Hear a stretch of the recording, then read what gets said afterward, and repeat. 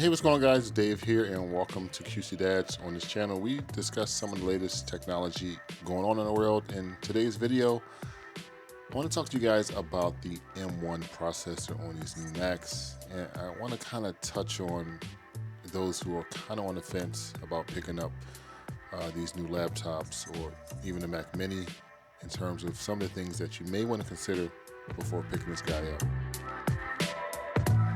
So here's the thing. So there's three things that I've really been thinking about in terms of picking this guy up and how's it going to kind of affect my workflow. And that kind of relates around app compatibility, around the number of ports, and then lastly, the rumors associated with the new MacBook Pros coming in 2021 that should have that M1X processor. So let's first talk about the app compatibility, because this is a huge one.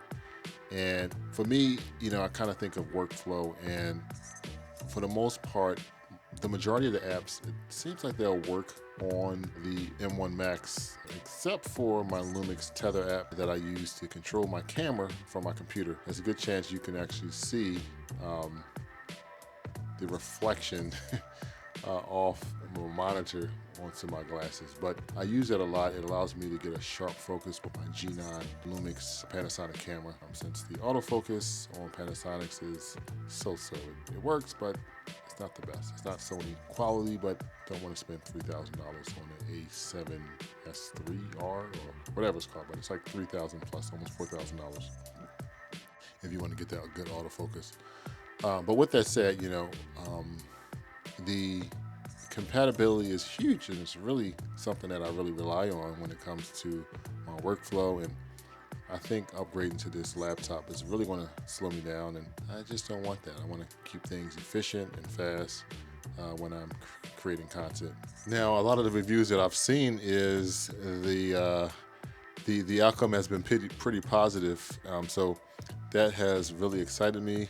A lot of YouTubers have been testing it with 4K footage, and the lowest model, the MacBook Air, hasn't had any issues, just editing 4K video. Now, I shoot all my videos in 4K 60 frames per second. So as soon as I start editing, if I don't have proxies on, my MacBook starts to scream.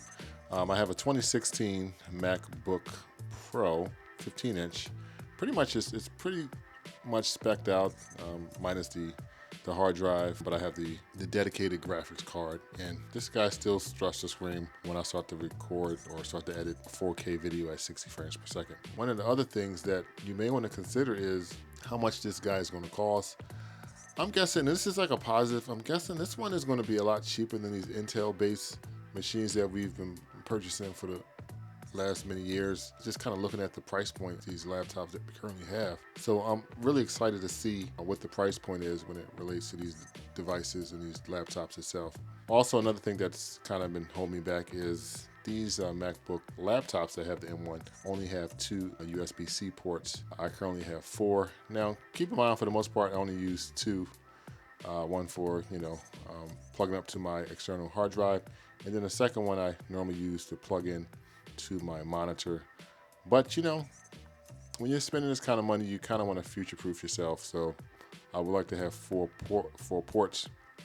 With that said, Apple would also be nice if you brought back the SD card slot. I would love you so much if you did. And lastly, there's rumors of MacBooks coming in 2021, and from what I understand, they're going to be a new design, which is always exciting. But what's more exciting, they should have that M1X processor that should be somewhat faster than the M1. So I am really excited about that. Again, guys, as I mentioned, it's all about future-proofing yourself when it comes to technology, and I think that M1X is going to give us that. Otherwise, those are my 3 reasons that you may want to consider pumping those brakes on picking up a new M1 Mac itself. Otherwise, if you guys are on the fence, let me know in the comments below. Did you pick one up? Do you regret it? Otherwise, I'll talk to you guys later. And thanks for watching, and don't forget to subscribe if you are new to QC Dads, and I will talk to you guys in the next one. Later.